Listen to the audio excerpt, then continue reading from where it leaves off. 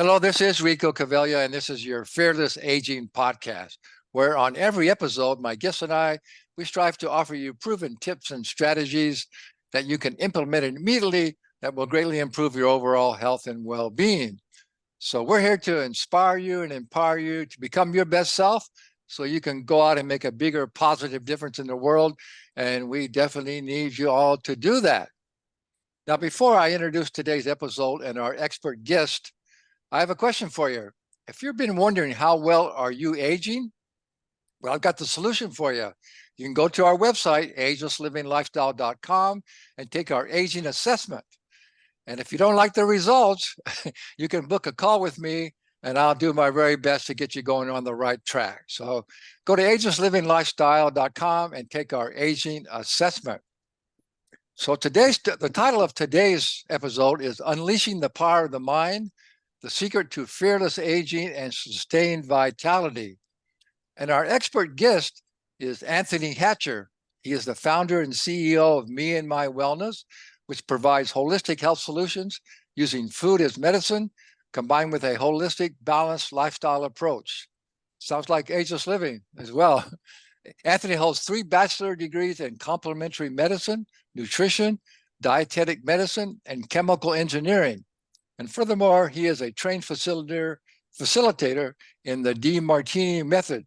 So Anthony Hatcher, thanks so much for being here. Thank you, Rico, for having me on your podcast. I'm truly grateful to be here and look forward to our conversation today.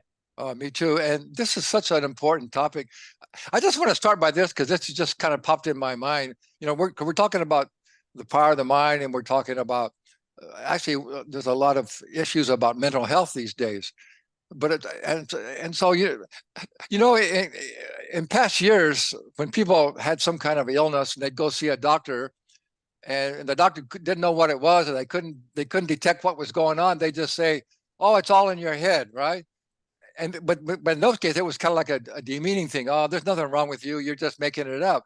But little did they didn't realize that they were right. It is in their head, right?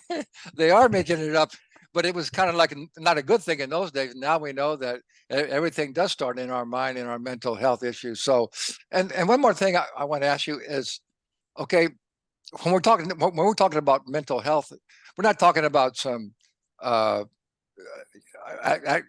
really disease like schizophrenia or something like that, or some chemical imbalances. We're talking more about all the things that people are dealing with these days, like depression and anxiety and fear, all those things, right?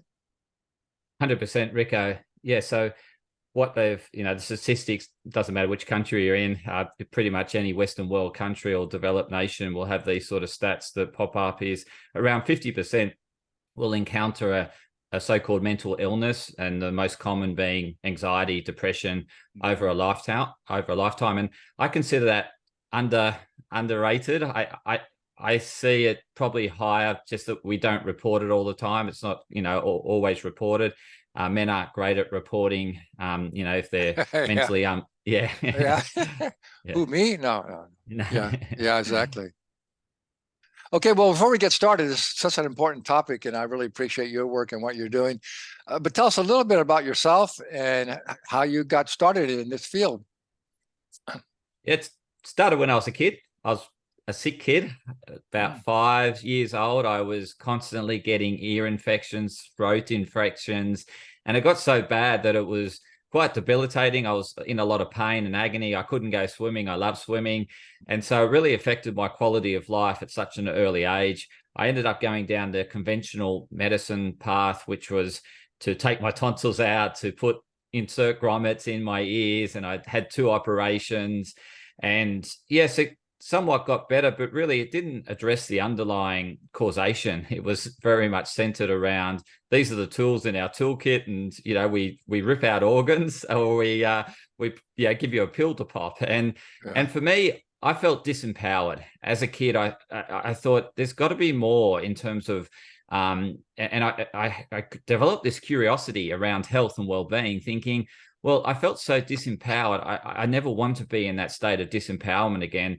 And so from that early age, I went on this empowerment journey to really educate myself around my health and really put the power back in my own hands and never to feel disempowered again. And I sought about lots of education in respect to that, reading lots of books and magazines at the time as a kid, and dieting and experimenting. And as I got older and older, I got more and more fascinated, or wiser and wiser, I got more and more fascinated with health. And I really wanted to help others with their health so that they felt empowered and could have options at their disposal, as opposed to feeling disempowered and there's only one option available, and that's to rip out your organs or to give you a pill. So that pretty much sums up my journey, as it really started when I was a kid and disempowered and sick, and I just wanted to be well and healthy. Yeah, that's so interesting. And before I ask you that, I just want to say what you just added on what you said. Here in Southern California, we have a thing. The mainstream medical system it's called cut, burn, and poison. That's mostly what they do with you. And it's not that sometimes those things are necessary; they can save your life. But for mainstream chronic illnesses, mainstream medicine is primarily not only ineffective, but it's downright dangerous as well. But let me ask you, I mean, it's so interesting as a young boy that you had that curiosity and you didn't go along like most people, just accept that's what it is and they just go along with it the rest of their life. And they don't even wonder, they didn't feel like they were unempowered, or they just went along with it. So I wonder why someone like yourself, how you just got that feeling that there's something better for you. I think, certainly at that time and still today, I really value freedom and independence. And so I'm a very open-minded, curious person, and I don't like to be restricted and having boundaries and rules thrown upon me. And that was very clear at an early age, because I was a bit of a rebel.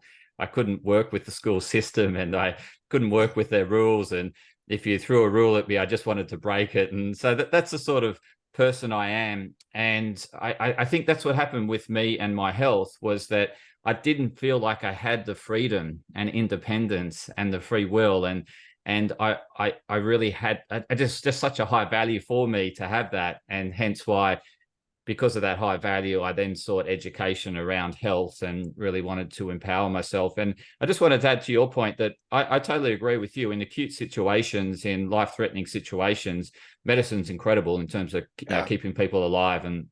But I agree with you in terms of what we're talking about today is chronic mental illness, and acute mental illness it isn't an issue, right? So when someone dies, you expect to be, there's some, I guess, expectation that the person will be sad and mourning and missing that person. And so they will feel a bit depressed for a period of time, but it's that prolonged chronic state of being stuck in that state that we're talking about.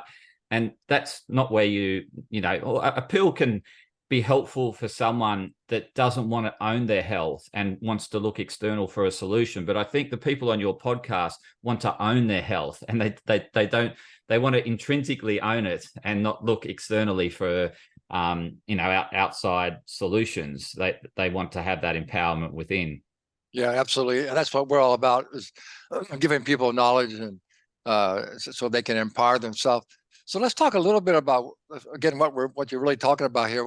What some of the what we call nowadays, it's commonly some mental health issues that people are having, and what are some of the root causes, and then also maybe explore a little bit about people maybe aren't even, because it's running in their subconscious, they're not even realize that they're staying in that constant state of stress, and that's what's creating their instability mentally and physically. Yeah, 100%, Rico. And very much that we spoke about anxiety and depression, and they go hand in hand somewhat. So there's certainly associations between the two. And so let's talk about anxiety. We'll start with anxiety because that's probably the most common, and people know what it's like to feel anxious. Like you get interviewed on a podcast, there could be a bit of anxiousness about it because there's an element of uncertainty and going into that unknown, that you're exploring new areas. And so there's that element of unknown, and that's certainly what happens when we get anxious, is that we go to this lower part of our brain. It's our survival part of the brain. It's in the the midbrain area. It's called the limbic center or limbic system, also known as the desire center system or the emotional center or system. And this is our survival part that really keeps us, it's always trying to maintain homeostasis from a physiological point of view. But from a survival point of view, it's wanting us to either get the prey, so to seek something we desire, or to get away from the predator, to avoid the pain, to get away from the pain. And it's got a stronger association towards the negative, because the negative is that I won't survive, I won't get away from the predator. And so I need to really lopside my perception as to what's going to happen in terms of worst case scenario doomsday, in order to drive the most amount of energy, which is emotion, energy in motion. So we have these strong tendencies, hardwiring tendencies from a primitive point of view, to really exaggerate the negative and to distort it so that we've got the energy to get away and to give ourselves the best chance of surviving. And hence why people are more wired towards the negative, to avoid the pain, as opposed to towards getting the pleasure, which is prey, because we can survive days upon weeks without catching anything, right? We've got ways to convert fat and protein to energy. And so we've got stores in our body. And so, yes, if we miss that prey, it's not the end of the world. But if we don't get away from the predator, it is the end of the world for us, right? So hence why we have this orientation towards the negative, and we tend to distort and exaggerate the negative, where that's our hardwiring in terms of our physiology. And so the anxiety side of things is I'm feeling uncertain as to whether I'm going to get my prey, the thing I desire, or uncertain that I'm going to get away from the predator. And we are always going to be uncertain when we're in a highly anxious state. As you know, like with public speaking, is the uncertainty is, will I pull it off? You know, am I actually going to perform well? And so there's a bit of apprehension around that. But it can also get you focused. And so the anxiety isn't bad. It's there to serve us. It's there to tell us that we have a distorted perception of what's going on. So we're, distorting one side. We're either saying it's very desirable, so therefore it's more upside than downside, or it's not so desirable, we want to get away from it, there's more downside than upside. And so it's just a distorted view of reality, and it creates the uncertainty because we don't have a full conscious awareness of the actual what's in front of us. We've got a distorted view of it, a lopsided view of it.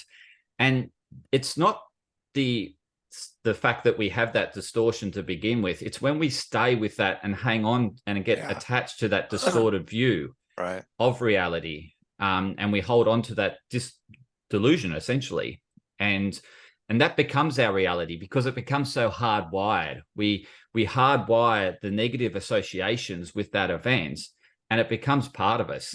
And it's just this imbalanced perception that we had at the time that we never balanced. And we have this distortion of the event or the person, and it's constantly running us because along with that event comes so many associations, whether it be sounds, smells, visuals. All our sensory acuity is all those sort of triggers around the event are stored in our hippocampus.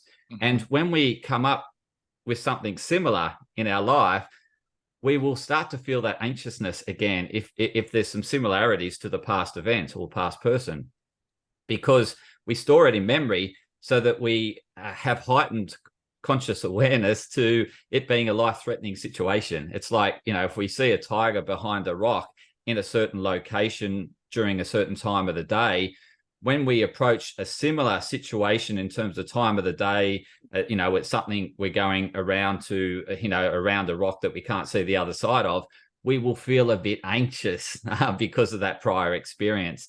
And so these experiences can really just become so hardwired in us, and we live in that state of really hyper arousal. And that hyper aroused state is a sympathetic dominant state.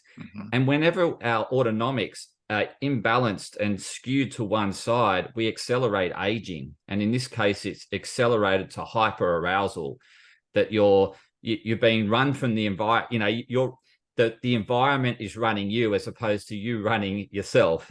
So you're being controlled by the environment because of all these past associations and lopsided perceptions of these past events. And so you walk. Oh, I was just going to say, yeah, that's the victim mentality, like everything's happening to me and from their environment, and I have no control over that. And that's really the thing that people need to grasp on and realize that that's not true. That's just a perception and a thought. And before you get going again, I just wanted to say, what it is. Remember, like you're talking about the past, if you had an event where you had to fight or flight, and then it was over, and then you could just let it go. But now we've developed such a complex world that people can't let things go. They just keep on thinking about it or keep thinking about it. But that's the whole thing. Our beliefs and our thoughts are creating our reality. So you've got to get a handle on what you're believing and what you're thinking. And the longer you hold on to that attachment of that lopsided view that it was all bad and all negative and there was nothing good that came out of it, right, that the more hardwired that becomes in our brain and in our physiology. And so we're essentially just we're run by associations with that past event. When we come up with this, we walk past someone with a certain deodorant and it reminds us of our ex-boyfriend or ex-girlfriend. Yeah. And then straight away, all those bad memories pop into our mind and we feel anxious. And so, or we see someone that looks similar to them and it reminds us of this lopsided perception of this prior person in our life. And so again, we feel anxious and we feel an element of uncertainty. And then we reach externally to calm ourselves down. We go for alcohol, we go for drugs to escape, as opposed to balancing our perceptions and seeing it for what it is, as opposed to seeing it as something that was bad or good. In some cases it can be, a perception that it was all good and only good. Yeah. Well, it's really about learning to let go of the past, because the past is gone. Why are you still letting something in the past affect your life today? And then when you're always in the future, worrying about what's going to happen in the future, then you're just carrying over the same old thoughts from the past into the future. That's why you can't change, right? So the key is to always, how we talk about, it's like mindfulness, to be in the present moment. It's where you can let go and create something new in your life instead of just thinking about the past or the future, right? Yeah. And so when we have a past memory that we distort or have a lopsided perception as it being bad, then we create an imagination of how we wished it, or a fantasy of how it should have been. And so we again project ourselves into the future and to get away from the past. And and we're not in the now. And when we're in the now, that's when we're ageless. That's when there's no aging happening. We have total balanced autonomics. So if we're in the now and stay in the now, then we don't age. But the moment we switch to past or jump into the future, we accelerate aging. Yeah. So before we get into some ideas and some of your techniques for reducing all this anxiety and staying more in the present moment, I just want to let our audience know that on your website, you have some really good resources that can be really valuable for people. So you want to stay tuned to the end here, maybe another 10-15 minutes, and we'll let you know how you can access all these free resources from Anthony. So let's talk about some things that some practical things that have helped other people. What can they do to begin to start break this cycle of just having the same thoughts over and over and projecting them into the future and staying in that state of anxiety? Yeah, it starts with obviously the awareness component. So actually being aware that you've been triggered. And so what can happen is, well, certainly what the research shows, over the age of 35 years, 95% of what we do is automated. It's just automatic. We're just responding to the environment 95% of the time. So in essence, 5% of the time we have this full consciousness that we're actually aware of what we're doing. Exactly. And yeah, so it's really important to notice signs and symptoms in your physiology that you're feeling anxious. And so these signs and symptoms will be elevated heart rate, fast, and you'll start to breathe a bit faster. You'll start to feel a bit of tension. It could be around your neck. So if you're feeling any tension in the neck, then something's been brought up from the past, or you're concerned about something in the future. And so it's one or the other if you're feeling some tension in the neck. And if it's the right side, it's the future. If it's the left side, it's the past. Oh, So I've heard that. That's pretty much okay. yeah. So if you're feeling tension, so my tension at the moment is probably a bit more in the right because of the anticipation of this interview. And as I mentioned, there's elements of uncertainty here as to I don't know which questions I'm ready to get. But I'm not thinking about, and what I'm trying to do is stay in the present and not worry about the future. So muscle tension. So when you start feeling tense in your muscles, when you start to, your heartbeat raises, your breathing raises, you start to sweat. So you'll start to either sweat under your hands or sweat, your palms will feel sweaty, under your arms will get sweaty. These common areas will start to sweat first. You may even start perspiring from the head if you're really anxious. And so these sort of signs and symptoms, and they're not limited to them. There's many more of them. Isn't it unable to sleep? We have such a huge sleep problem, Yes. especially in America. Just can't get to sleep, which is so critical for aging well and being healthy. Yeah. 100%, Rico. So when we have an elevated heart rate, we can't sleep.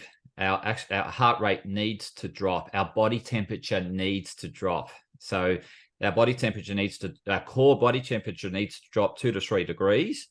And that will only happen if our heart rate starts lowering. And so when we're anxious, we're we're heightened. We've got these heightened senses, and our heart rate is getting ready to either catch something or to run away from something or to fight something. So you can imagine why the blood is circulating, the heart's beating faster, you're breathing faster to get oxygen to the muscles, to get to create energy at the muscles. So you need oxygen, and obviously the glucose is being pushed from stores into the blood, and then that's pumped out to the muscles so that you can get away. And so the incredible thing is, when we're anxious, our blood glucose and oxygen to the brain drops somewhere between 30 and 40%. And so if we are very anxious, we don't think clearly. We don't make clear decision making. We make because we have this distorted view. It's either black or white. I either need to get away from that prey, or I need to get that predator. It's so black and white. There's nothing in between. And so whenever you're feeling this way, and again, uncertainty, lack of confidence, as some of the other things you can feel when you're anxious, that will pop up. And these feelings, it sort of then start to thinking, well, what's caused me to feel this way? What am I perceiving? Am I judging? Am I judging someone? Am I comparing myself to someone? Am I putting myself down, or am I putting them up and looking up to them and thinking they're great, and my self-worth just drops as a result of putting them on a pedestal? Or do I put someone on a pit and inflate my ego? Again, this sort of comparison, this judgment will split our conscious awareness and create this lopsided perception of reality. And okay, so the first step then is, like you're talking about now, is to become aware of what you're thinking, and you're actually doing this, and that you are anxious. So that's the first step, to become aware of it. 100%. It is to note the awareness in your body, your physiology, and your thinking. Are you just thinking all one-sided, that you're just compounding the negative, or you're compounding the positive? One or the other. It's distorted perceptions of reality. So again, and what you'll be aware of this through your emotions. So whenever you feel emotional, that's when you are stuck in your survival part of the brain, because it's to put energy in motion to get your way or towards something. Right. Okay. So what would be step number 2 then? Once you're aware of this, what do you recommend people do next?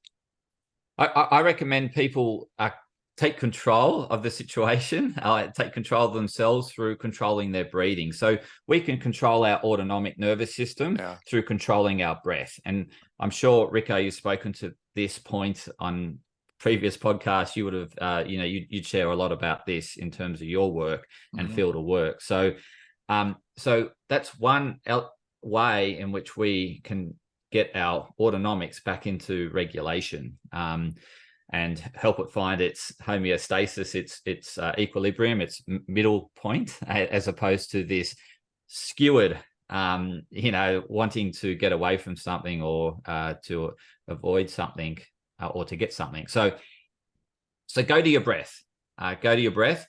And there will be times when you get anxious for a very good reason. That could be a car about to hit you or your life's actually at threat. Then your autonomics will just take over, right? And you won't be thinking about, oh, I've got to take control of this situation, because it is all about survival. So there is the 1% of occasions that you'll be exposed to that where this is necessary and you don't want to take control of it. 99% of the time, your life's not under threat. It's just a trigger from the past so that's when you want to go to your breath and go to like something like box breathing to stabilize your breath. Right.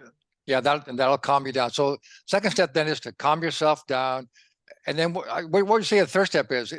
I would say it's something to get educated on really what's going on. And well, you expand on that, and then I'll add some ideas too. Yeah. So the third step is, once you've calmed yourself down and you've told the body that everything's okay, I'm not going to be eaten by a tiger, or I'm not going to miss getting that beautiful dinner. It's not going to be taken away from me, that beautiful meal that you're thinking about. Once you calm yourself down, then you can start looking at your thinking, right? So where's the thinking distorted? Is it distorted to the positive or distorted to the negative? So there's this lopsided perception. Where is it distorted? So is it in an imbalance? You're just thinking that I must have it, it's all good, and that's the chocolate bar or the ice cream or something like that, and it's all good, and you don't have that balanced perception of the ice cream or chocolate bar, or you have this negative perception of this person and they're all bad. There's nothing good about them. It's a lopsided perception. That's not the reality. And so what you can ask yourself is, if you're perceiving, like you're conscious of the positive but unconscious of the negative, then start to bring the negative to your conscious awareness by asking yourself, what is the downside of what I'm experiencing? How is it not serving me and what I value and in all areas of life? So you start to balance your perception of the reality. You start to get a balanced perception of reality and see it for what it is, as opposed to a lopsided perception. Or if it's that person's just all negative, there's nothing good about them, they're just hopeless and useless, and I can't stand them, I hate them, is ask them as to what they've done. Ask them, they've obviously done something to you to trigger that.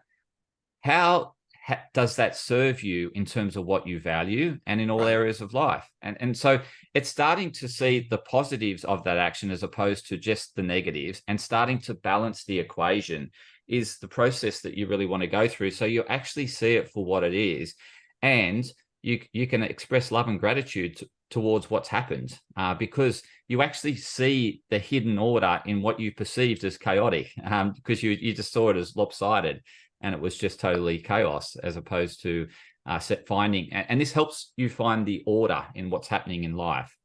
That reminds me of one of my favorite sayings, is that life is not happening to you, it's happening for you. So if you get that kind of a concept in your mind, so then no matter what's happening, what initially may be perceived as something awful or bad, or going to make you anxious, you have to look at it in a different way and say, okay, what is it for me to learn here? Why is it happening? Maybe I'm also involved in creating it. I'm co-creating my life, right? So look at always look at a challenge in the way of what is my lesson here? What am I need to learn that's going to help me move forward in my life? And the more you can keep that kind of thoughts in your mind, then no matter what challenges you have, you just look at like how you're going to solve those challenges and how it's going to help you move forward and really improve your life. So that's why I say the next step is to get really educated on what's really possible in your life, and to realize that we have so much more power than we realize. We're not victims, only if we allow ourselves to be. And like you say, like you're a coach, I'm a coach, and there's so much information and people that can help you these days. So if you want to get some help, do you offer coaching, like online coaching and stuff for people? Yeah. I mean, it's so important. I just want to, one more thing, and you get back to you, is that, coaching now is known to be the surest and fastest way to achieve your goal. So just think about, say, professional athletes. They don't just go out there and start playing a game. They have multiple coaches to get them to learn how to do the very best, both mentally and physically. So, everybody's a professional. Our life is our profession, right? So we all should have some coaches to learn, all the things that can really help us to improve our life. So talk maybe a little bit about how you help people and what your coaching programs are. Yeah, so I help people achieve their health goals, and whether it be, mental health, whether it be anxiety, depression, or whether it be around eating challenges. So I mentioned that desire to eat the chocolate bar and it being just a distorted perception. You just got to have it. I have to have it. I must eat it. So I help people bring order to their eating in terms of they take control. They're in control of their behaviors. I help people create a wellness plan to overcome their illness. And so it's a holistic health plan in looking at all facets of life, including mindset and how to create and foster a mindset that's going to serve them and as opposed to hinder them. So as to how you can actually remove that emotional baggage and free yourself of emotional baggage, and then achieve the life that you want to have by letting go of the past and moving and creating and fostering the life that you want, and how to create that. So I help people do that through mind coaching and holistic health coaching. Yeah, very good. And again, as I mentioned earlier, I know you have some also, in addition to how they can contact you and find more about your coaching, but also you have some good resources there. So why don't you tell people what's the best way for them to contact you? Yeah, so I recommend you go to me and my wellness, me and my wellness, all one word.com.au. And on my website, there's a resource tab. Just click on the resource tab, and there's huge amounts of resources, like lots of educational webinars, interviews, insights, blogs. So there's something for everyone, covering all aspects of health and well-being. So yeah, go to my website. I suggest you, go there. And also, given it's Christmas, I thought I would throw away a special. And for anyone listening to this and mentions the Fearless Aging podcast, when you go to book in with me, I'll give you 25% off my retail price as a result of being a listener of Rico's fantastic podcast, Fearless Aging. Great. Thank you so much for that. And thank you for all the great information and what you've been doing. I just want to just kind of sum it up. What you said was so good, is that the main thing that I hope everybody gets from this is that we're not victims, and we don't have to stay in that same mindset of just being anxious, being concerned, and not getting out of it, not being aware of what we're doing. That we can take control of our health, we can take control of our life, and you can do it. But it's challenging. So we do recommend that if you need to, get some help. But there's a lot of help out there, so there's no reason not to get yourself educated and get yourself in the right frame of mind, so you can live a much more successful and healthy and joyful long life.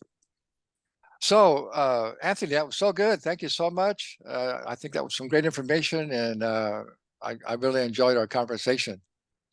Thank you, Rico, and thank you for the listeners to tuning in to this episode. I really appreciate you listening to what I had to say, and very grateful to be on your podcast, Rico. So thank you for inviting me on. Oh, sure. Thank you. And we'll put your website address in the show description as well. So I always like to end my podcast with Einstein saying, knowledge without action is useless. So you got to step up and take some action on this. And you can do it. That's the big message that both Anthony and I want to let you know, that you can do it. No, everybody can do it. So just step up and take control of your mental health, and you can do it. So thanks very much for being here. If you enjoyed today's episode, tell your friends about the Fearless Aging podcast. And again, be sure to go to agelesslivinglifestyle.com and take our aging assessment. So thank you all for being here. Thank you.